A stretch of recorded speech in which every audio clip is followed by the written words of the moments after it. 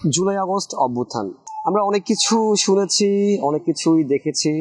একটু প্রথমে জানতে চাচ্ছি, সেই সময় মাঠে আপনার পেছনে বা আপনার ব্যক্তিগত প্রেরণা কি ছিল? দেশপ্রেম। প্রথম কথাই তো দেশপ্রেম। এত সুন্দর একটা দেশ এভাবে ধ্বংস হয়ে যাচ্ছে চোখের সামনে। ছোট ছোট বাচ্চারা রাজপথে, আমার নিজের ছেলেমেয়েরা রাজপথে। এই দৃশ্য তো অকল্পনীয়। এই প্রেরণা তো এমনি এমনিতে আসেনি। যখন বলা হলো লেগেছে রে লেগেছে, রক্ত আগুন লেগেছে, এই রক্ত আগুন লাগা একটা মানুষ ঘরে বসে থাকতে পারে না। এই একটা অবৈধ স্বৈরাচার সরকারের পতনের জন্য তখন তো আর পিছনে ফিরে থাকার কোনো সময় নেই। এবং এই গুলি বলেন, সাউন্ড গ্রেনেড বলেন, মামলা বলেন, হামলা বলেন, এগুলি তুচ্ছ ছিল এই আন্দোলনের যে পরিস্থিতি হয়েছিল। আমরা ভয় পাইনি। আমরা আমাদের চ্যালেঞ্জে নিয়েছি যে সরকারের পতন না হওয়া পর্যন্ত আমরা ঘরে ফিরব না। আমাদের নেতা ডক্টর কর্নেল অলি আহমেদ বীর বিক্রম, উনি বারবার ওনাকে আহ্বান করেছেন যে আপনি এই পার্লামেন্ট ভাঙেন, আপনি সবাইকে ডাকেন, ডেকে একটি নিরপেক্ষ নির্বাচন দেন এবং দেশ এগিয়ে যাক। কিন্তু কোনো লোকের কথা শোনেনি।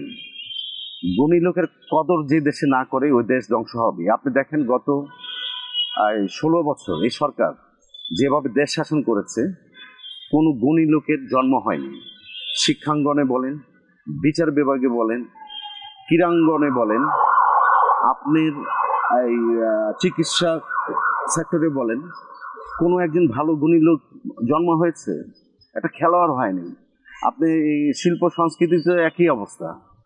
সবার কন্ট্রোল করে এই সরকার, এই একটা পরিবার এই দেশ চালিয়েছিলেন। আমি বলবো একটা পরিবার, এই পরিবার এই দেশকে কত পিছিয়ে দিয়েছে, মানে যা এখন আমরা টের পাচ্ছি। আমাদের মেরুদণ্ড ভেঙে দিয়েছে, দেশকে একটি ধ্বংস শেষ পর্যায়ে নিয়ে গিয়েছে। এখান থেকে আমাদের উত্তরণের এখন যে প্রচেষ্টা, যে সংগ্রাম চলছে, ইনশাল্লাহ আমরা কামিয়াব হব আমি আশা করছি। 18 কোটি মানুষ ঐক্যবদ্ধ আছে এবং আমরা মাথা উঁচু করে এই দেশকে সারা বিশ্বে সুন্দর একটি জায়গায় অবস্থান করার জন্যই আমরা অভ্যুত্থান করেছি।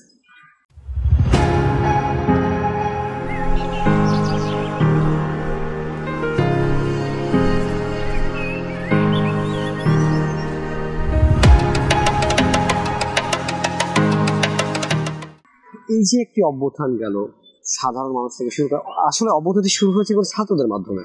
তারপরে কিন্তু একে একে প্রত্যেকটা দলীয় নেতা কর্মীরা অংশ নিয়েছে, সাধারণ মানুষ, বিভিন্ন পেশার মানুষ। ছোট করে যদি না দেখি আমরা, রিক্সা থেকে শুরু করে একবার নিম্ন শ্রেণীর মানুষরা কিন্তু অংশ নিয়েছিল। আসলে একজন দলের নেতা কর্মী হিসেবে তখন আপনার মূল দায়িত্বটি কি ছিল? আমি আমার দায়িত্ব থেকে বলছি, যখন আন্দোলন আবু সাইদের মৃত্যুর পরে আমরা যখন রাজপথে বেরিয়ে গেলাম, তখন আমার নেতৃত্বে রামপুরা ব্রিজ পর্যন্ত যে রাজপথ দখল করা, তারপর বাচ্চাদেরকে উৎসাহ দেওয়া, বাচ্চাদেরকে পানি দেওয়া, খাওয়ানো থেকে শুরু করে আমরা মসজিদের রান্নাঘর, আমাদের যে মসজিদ মিরবাগ মসজিদ, রান্নাঘর থেকে রান্না করে রাতের খাবারও দিয়েছি যারা যারা রাজপথে ছিল। তারপর সুনির্দিষ্টভাবে সুন্দর স্লোগানের মাধ্যমে এই সরকারের পতনের জন্য আমরা ঐক্যবদ্ধভাবে রাজপথে ছিলাম। এবং আপনি যে কথা বলেছেন, এখানে শুধু ছাত্ররা না, সিএনজিওয়ালা থেকে শুরু করে রিক্সাওয়ালা, ছাত্র অছাত্র, যে যে পেশায় ছিলেন, সবাই কাঁধে কাঁধ মিলিয়ে আমরা রাজপথ দখল করেছিলাম। আমরা এই সরকারের অবৈধ কারফিউ যেদিন দিল, ওদিনও আমরা কারফিউ ভেঙে মিছিল করেছি।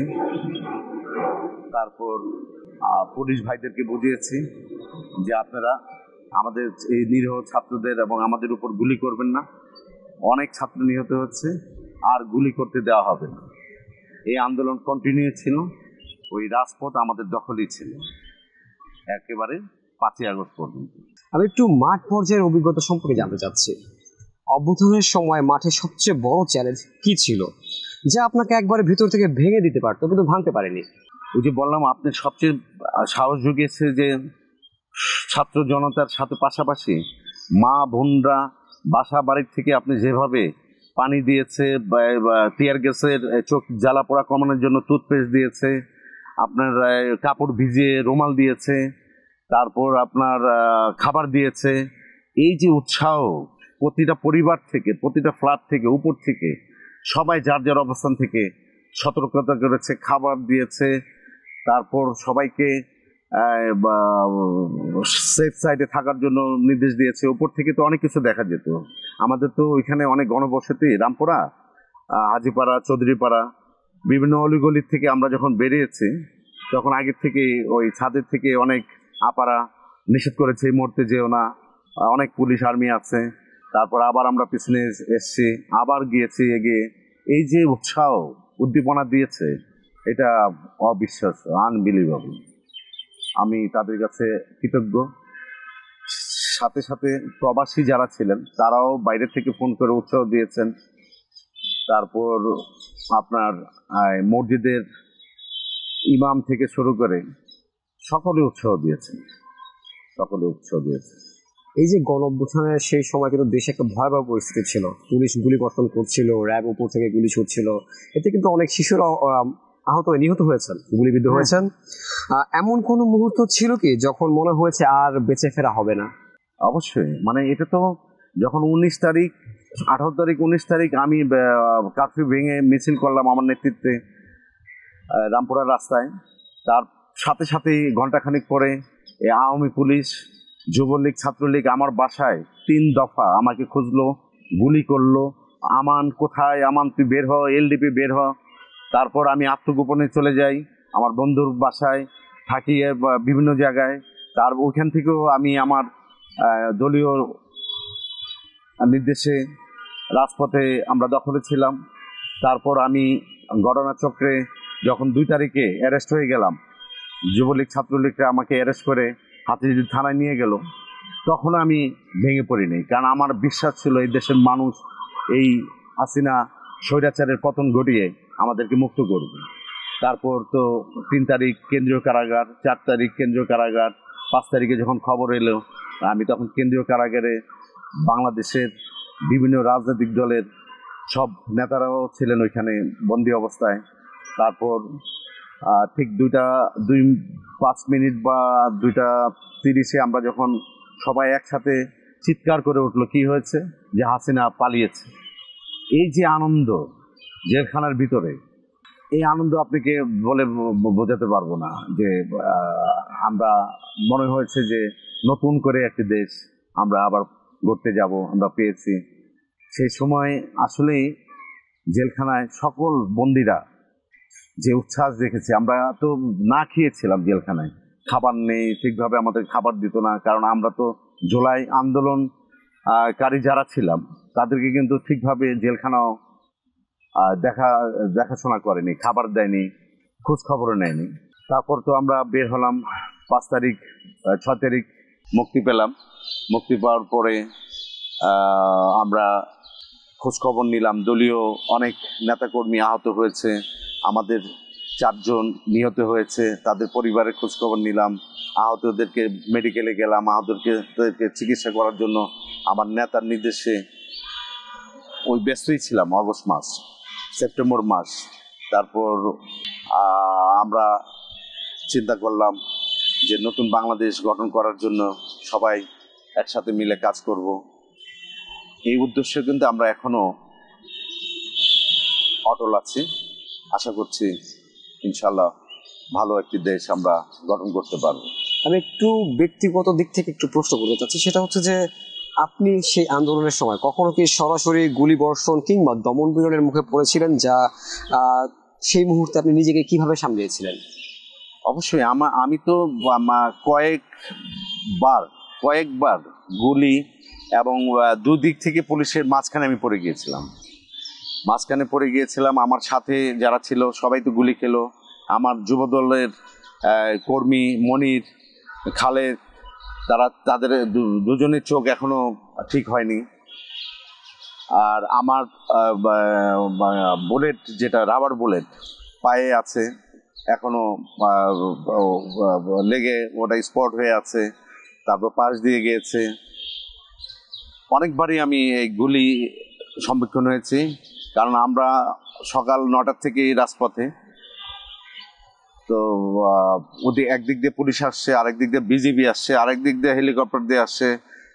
মানে আপনাকে মানে এটা কিছু ভিডিও ফুটেজ দেখে বুঝতে পারবেন যে কিভাবে তারা গুলি বর্ষণ করেছে, মুহুর্মুহু গুলি বর্ষণ করেছে। এবং কখনো মানে কোনোভাবে চিন্তা করেনি যে জনগণের ট্যাক্সের টাকায় গুলি কিনে তারাই আবার জনগণের উপর গুলি করছে। তারা কি বাংলাদেশের পুলিশ ছিল? তারা কি এদেশের সন্তান? আমার সন্দেহ হয় এখনো। আমি একটু জানতে চাচ্ছি যে সেই সময় গণ অভ্যুত্থানে, সেই সময় আপনি তো অংশ নিয়েছেন, আপনার নেতৃত্বে অনেকজনই ছিল। সহযোদ্ধাদের সাহস এবং তাদের ত্যাগের এমন কোনো দৃশ্য কি শেয়ার করতে পারবেন আমাদের সাথে, যে আপনাকে এখনো গভীরভাবে নাড়া দেয়? আমার সামনে যখন রামপুরা টেলিভিশন সেন্টারের উল্টা পাশে যখন আমরা মিছিল নিয়ে যাচ্ছিলাম, তখন যে গুলি বর্ষণ করে বিজিবি, তখন 2-3টা ছেলে গুলিতে একবার রাস্তায় লুটিয়ে পড়ে। তখন তাদেরকে কোলে নিয়ে যে রিকশায় করে আমাদের রামপুরা যে হাসপাতালের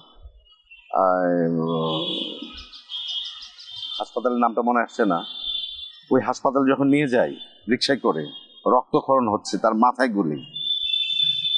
এটা তো মানে আমি এখনো আমার গায়ের পশম দাঁড়িয়ে যায় যে আমার সন্তান এভাবে গুলি খেয়ে রক্তক্ষরণ হচ্ছে, তাকে হাসপাতাল নিয়ে যাচ্ছে, বেটার লাইফ হাসপাতাল, যেটা তারা অনেক আপ্রাণ চেষ্টা করেছে কিন্তু তাকে বাঁচাতে পারেনি। এরকম অনেক ঢাকায়, সারা বাংলাদেশেই অনেক ঘটনা আমরা পরবর্তীতে দেখেছি। ইন্টারনেট তখন বন্ধ ছিল, অনেক কিছু দেখতে পারিনি। আমাদের ফেসবুক বন্ধ করে দিয়েছে। ব্যক্তিগতভাবে যখন আমাকে পুলিশ খুঁজছে, আমার নামে মামলা হলো, তখন থেকে আমার মোবাইলও বন্ধ ছিল, আমি মোবাইল অন করতে পারিনি। তো আমি অনেক খবরই জানতাম না, শুধু একটাই দেখেছি চোখের সামনে, যে বাচ্চা ছেলেদেরকে, জনগণকে কিভাবে গুলি করেছে, কিভাবে লাশ পড়ে আছে, সেটা নিজের চোখেই দেখেছি আমি। একজন নেতা হিসেবে সেই সময় সবচেয়ে কঠিন সিদ্ধান্ত কোনটি আপনাকে নিতে হয়েছিল? কঠিন সিদ্ধান্ত তো আমরা অনেক আগে থেকে নিয়েছি যে এই সরকারকে হটাতে হবে। এর চেয়ে তো আর কঠিন সব সিদ্ধান্ত আর হতে পারে না। যত ঝড় তুফানি আসুক, গুলি বর্ষণ করেছে, আমরা কোনো ভয় পাইনি, এক পাও পিছিয়ে যাইনি। আমরা আমাদের যে চ্যালেঞ্জের মুখে ছিলাম, সেই চ্যালেঞ্জ আমরা অতিক্রম করে এই সরকারকে হটিয়ে আমরা এখন মুক্ত বাংলাদেশ বসবাস করছি। একটু বেঁচে ফেরার বিষয়ে কথা বলতে চাচ্ছি। অভ্যুত্থানের ভয়াবহ পরিস্থিতি থেকে কিভাবে বেঁচে ফিরলেন আপনি? আমি তো বেঁচে থাকাটা সম্পূর্ণ তো উপর আল্লাহ মালিক। আমি নিজেও অবাক হয়ে যাই যে আমার পাশের জন গুলি করে আহত হলো, গুলি খেয়ে মরে গেল। আমি আমার বললাম না যে আমার পায়ে বুলেট, যে রাবার বুলেট লেগেছে, আমার পাশ দিয়ে গিয়েছে, তারপর আমি আল্লাহর অশেষ রহমতে বেঁচে আছি। আপনার প্রশ্নটা আমি আবার একটু বললে সুবিধা হতো। অভ্যুত্থানের ভয়াবহ পরিস্থিতি থেকে কিভাবে বেঁচে ফিরলেন, যেখানে অনেক মানুষ তো গুলির সম্মুখীনে গুলিবিদ্ধ হলো, নিহত হয়ে পড়ে গিয়েছিল, আপনি কিভাবে বেঁচে ফিরলেন?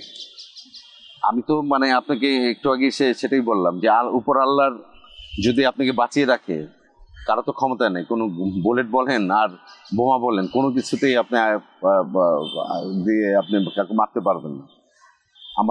আমি তো আহত হলাম কয়েক দফা। তারপর আল্লাহর অশেষ রহমতে আমি বিভিন্ন জায়গা থেকে আমি বেঁচে গিয়েছি। তারপর তো আমার বাসায় এসে যখন গুলি করলো, আমি ওয়াল টপকিয়ে পাশের বাসায় যেয়ে ওইখান থেকে আমি পালিয়ে আত্মগোপনে চলে গেলাম। তারপর তারা আমার পিছনে খবর নিলেন, তারপর তারা জানতে পারলেন যে আমি ওইখানে আছি।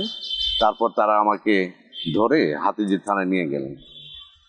তো থানায় যখন নিয়ে অ্যারেস্ট করে ফেললো, তখন তো একটা আশা ভরসা যে আর বেঁচে থাকতে পারবো, মরে যাওয়ার আর কোনো সুযোগ নেই, আইনে যেটা হবে। তারপরেও আমার সন্দেহ ছিল যে ওইখানেও গুম খুন করতে পারে, যেভাবে তারা নিয়ে গুম খুন করেছে, এই গুমের ভয়টাও কাজ করেছে। আল্লাহর অশেষ রহমত, আপনাদের দোয়ায় বেঁচে আসতে পেরেছি। এই যে আপনাকে গ্রেফতার করা হলো, ধরে নিয়ে যাওয়া হলো, থানায় কি আপনাকে কোনো টর্চার করা হয়েছিল, মেন্টালি, ফিজিক্যালি? হ্যাঁ, মেন্টালি টর্চার করেছে, ফিজিক্যালি করেনি, মেন্টালি করেছে। কারণ তারা তো তখন বুঝতে পেরেছে যে তাদের সরকারের নড়বড়ে অবস্থা। মেন্টালি করেছে, যেমন পানি চেয়েছি, নামাজ পড়ার পার্টি চেয়েছি, তারপর খাবারের কোনো একটা ব্যবস্থা করার, তারা এগুলি কোনো সহযোগিতা করেনি। সারা রাত অবক্ত অবস্থায় থাকতে হয়েছে অনেক সময়। তারপর তো হাজতে চলে গেলাম, হাজতে সারাক্ষণ ছিলাম, কারোর সাথে কোনো যোগাযোগ করার ব্যবস্থা নেই। 3 তারিখ 4 তারিখ যে কেন্দ্রীয় কারাগারে আমাদেরকে ওইভাবে, আমি আগেও বলেছি যে কোনোভাবে কোনো সহযোগিতা করেনি জুলাই আন্দোলনে যারা আমরা জড়িত ছিলাম। এই যে অভ্যুত্থানে মাঠ পর্যায়ে ছিলেন, তারপর আপনাকে ধরে নিয়ে থানাতে নিয়ে যাওয়া হলো, আসলে সেই সময়ের অভিজ্ঞতা কি আপনার রাজনৈতিক চিন্তাধারা এবং জীবন দর্শনকে পুরোপুরি বদলে দিয়েছে? অবশ্যই, অবশ্যই পুরোপুরি বলতে। কি ধরনের পরিবর্তন এসেছে? পরিবর্তন যে এসেছে, যে যে ছেলে মেয়েগুলি নিহত হয়েছে, আহত হয়েছে, আপনি এখনো জাতীয় চক্ষু হাসপাতালে গেলে এই ছেলেদের দিকে তাকিয়ে থাকা যায় না। তারপর যারা নিহত হয়েছে তাদের বাবা মার যে কষ্ট, তাদের দিকেও তাকিয়ে থাকা যায় না। এখান থেকে তো একটা মানুষের ব্যাপক পরিবর্তন হয়ে গেছে। এখন সবার কাছে একটি চাওয়া যে এই নিহতদের, আহতদের স্মরণে আমরা যাতে আদর্শ বজায় রাখি, সুন্দর সভ্য একটি বাংলাদেশ গঠন করতে পারি, সুশৃঙ্খল বাংলাদেশ যাকে বলে, যে আমাদের মাঝে কোনো ভেদাভেদ থাকবে না। আমরা আগামী 2-3 বছরও সময় লাগবে না, একটা দেশ আমরা এগিয়ে, যে সব সমস্যা আছে এই সমস্যার সমাধান করার মাত্র 2টা বছর। আপনি ভালো নেতৃত্বে কাজ করতে দেন, দেখবেন দেশ ইনশাল্লাহ খুব ভালো অবস্থানে চলে যাবে। একটু জানতে চাচ্ছি যে ভবিষ্যৎ প্রজন্মের জন্য কোনো বার্তা দিতে চাচ্ছেন কিনা, যারা গণতন্ত্র ও স্বাধীনতার জন্য লড়াই করতে চায়? অবশ্যই, অবশ্যই। আমি তো প্রথম থেকেই বলেছি, যখন এফএসি সরকারের পতন হলো, তারপর ছাত্র ছেলে মেয়েদেরকে বলছে তোমরা যার যার কাজে চলে যাও, ঠিকভাবে পড়াশোনা করো, পড়াশোনা করে মানুষের মতো মানুষে এই দেশের দায়িত্ব নাও। গণতন্ত্র অবশ্যই থাকতে হবে, গণতন্ত্র যদি না থাকে দেশ কখনো এগিয়ে যেতে পারে না। এটা তো দেশ স্বাধীনতার পর থেকেই একই একটা আন্দোলন, গণতন্ত্র। উইদাউট ডেমোক্রেসি কখনো দেশ এগিয়ে যাবে না। আপনি ওখানে হিউম্যান রাইটস থাকবে না, ওখানে সুশৃঙ্খল থাকবে না, ওখানে আইনের শাসন থাকবে না। সুতরাং এই ছেলে মেয়েদের হাতেই তো ভবিষ্যৎ দেশ পরিচালনা সুন্দরভাবে করতে পারবে, যদি ভালো সুশিক্ষিত হতে পারে। এটাই তো আমি বলে আসছি বিগত বছর যাবত। এই যে একটি অভ্যুত্থান গেল, ছাত্র থেকে শুরু করে বিভিন্ন দলের নেতা কর্মী, সাধারণ মানুষ, বিভিন্ন পেশার মানুষ গুলির সামনে নিহত হলো, মারা গেল। তারপর একটা অভ্যুত্থান ঘটলো 5ই আগস্টের পর, আর নতুন একটা বাংলাদেশ পুরো জাতি ফিরে পেয়েছে। আসলে 5ই আগস্টের পর আমরা যেমন বাংলাদেশটি চেয়েছিলাম তেমন বাংলাদেশটি আপনি পেয়েছেন? কিছুটা তো ঘাটতি থাকবেই। যোগ্য লোককে আপনি যোগ্য জায়গায় যদি না বসান তাহলে তো হবে না। আপনি দেখেন ডক্টর মোহাম্মদ ইউনূস সাহেব, নোবেল লরিয়েট, ওনার আন্তর্জাতিক ভাবে এত খ্যাতি অর্জন করেছেন। সে নিরপেক্ষ লোক, ভালো লোক, নো ডাউট। কিন্তু তার সাথে যারা আছেন সেই যোগ্য লোকগুলিকে উনি বসাতে পারেননি, যেটা আমার ব্যক্তিগত অভিমত। এবং ভালো লোক এই দেশে এখনো আছে, ভালো মানুষ এই দেশে এখনো আছে, তাদেরকে নিয়ে আমরা আরো সামনে এগিয়ে যাওয়াটাই হচ্ছে এখন প্রধান কাজ। আপনি তো রিসাফল করার কোনো বিষয় না, ভুল হতেই পারে। আমি পারিনি, এই যে আমার এই কাজটা আমি পারছি না, আমি এখন মাঠে ক্রিকেট খেলতে নামলে আমি 1 ওভার বোলিং করতে পারবো না, আমাকে জোর করে করালে কি হবে? সুতরাং যোগ্য লোককে যোগ্য জায়গায় দেওয়া উচিত। এই দেশ সুন্দরভাবে গঠন করতে হলে আমাদের কি কি পদক্ষেপ বা কি কি করা উচিত, আপনার একটু ব্যক্তিগত মত জানতে চাচ্ছি আমি। সুন্দর দেশ গড়ার জন্য প্রথমেই আমাদের সুশিক্ষিত হতে হবে, শিক্ষার কোনো বিকল্প নেই। আমাদের সমাজে আমরা যে বলি 50% 60% শিক্ষিত, কিন্তু সুশিক্ষিত কয়জন? পড়াশোনা নেই, আপনি রাজনীতি করি, কোনো স্কুলিং নেই, রাজনীতির কোনো ক্লাস নেই। পলিটিক্স মানে আপনি দেখেছেন আগের সরকারের যারা এমপি পার্লামেন্ট মেম্বার হয়েছে তারা রিডিং করতে পারে না, তারা একটা সিগনেচার করতে পারে না, তারা ওখানে যে সংসদে গান গাচ্ছে, সব সন্ত্রাসী মাস্তান সংসদে যে সংসদ ভবনকে কলঙ্কিত করেছে। সুতরাং যদি আপনি শিক্ষিত না হন তাহলে ভালো ছেলে মেয়ে এই সংসদে না আসতে পারলে তো দেশ সুন্দরভাবে গঠন করা যাবে না। তার জন্য বলছি যে প্রথম কাজ হচ্ছে, প্রথম এই সরকারের যে বাজেট গেল, আমি সবসময় বলেছি যে শিক্ষায় আপনি বাজেট বাড়িয়ে দেন এবং স্কুল কলেজ মাদ্রাসা যাই আছে এখান থেকে ভালো ছাত্রছাত্রী ভালো মানুষ তৈরি না করলে দেশ কখনো আগাবে না। এটাই আমার সবসময়ের কথা। এই যে ছাত্র ধারা আন্দোলন শুরু হলো, সবাই অংশগ্রহণ করলো, 5ই আগস্টের পর নতুন বাংলাদেশ এলো, তারপরে কিন্তু অন্তর্বর্তী সরকার হিসেবে ডক্টর মোহাম্মদ ইউনূস আসলো। উনি আসার এই লম্বা একটা সময় পার হয়ে গিয়েছে, এখন পর্যন্ত ফেসিবাদের বিচার হলো না। আসলে এই বিষয়টা আপনি কিভাবে দেখছেন? না, ফেসিবাদের বিচার হলো না বলতে আমি তো মনে করি যে বিচার চলমান, বিচার দেখছি। কারণ তাদের যে কজনকে গ্রেপ্তার করা হয়েছে, যে তার মধ্যে পুলিশ প্রধান যে মামুন সাহেব, উনি তো এখন রাজসাক্ষী হয়েছেন, তো ওনার মুখ থেকে তো অনেক কিছু বেড়ে আসছে, কে নির্দেশ দিয়েছেন, কে করেছে। বিচার তো তদন্ত না ছাড়া আপনি তো একজন বিচার করতে পারেন না। এই তদন্তের যে প্রক্রিয়াটা সুন্দরভাবে এগোচ্ছে, আমার মনে হচ্ছে যে আমরা ইনশাআল্লাহ আগামী 3-4 মাসের মধ্যে বিচার কার্যক্রম খুব কাছাকাছি দেখতে পারবো। আমি শেষ 2টা প্রশ্ন দিয়ে শেষ করবো। প্রথম প্রশ্নটা হচ্ছে এইরকম যে আমরা যদি চীনের দিকে একটু লক্ষ্য করি, পূর্বে কিন্তু চীন একবারে দারিদ্র একটা দেশ ছিল, আর বর্তমান সময় কিন্তু চীন তাদের প্রোডাক্ট হোক বা অন্যান্য দিক থেকে কিন্তু সবার ঊর্ধ্বে এবং পুরো বিশ্বে রাজ করছে। তাহলে আমাদের বাংলাদেশ কেন পিছিয়ে রয়েছে? আসলে আমাদের ভুলটা কোথায়? আমরা কেন এগোতে পারছি না? চীন হলো পৃথিবীর সবচেয়ে জনবহুল মানুষ, তাদের পরিস্থিতি আর আমাদের বাংলাদেশের পরিস্থিতি রাত আর দিন পার্থক্য।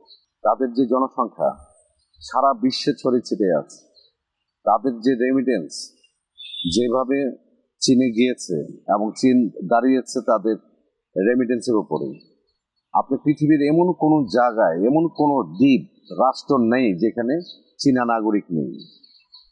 এবং চীনাদের যে রাজনীতি, তাদের দেখবেন যে বিভিন্ন প্রদেশে এখনো কিন্তু আন্দোলন হয় ডেমোক্রেসির জন্য, যেগুলি আমাদের মিডিয়া আসে না, কারণ তারাও ওইখানে কন্ট্রোল করে রেখেছে।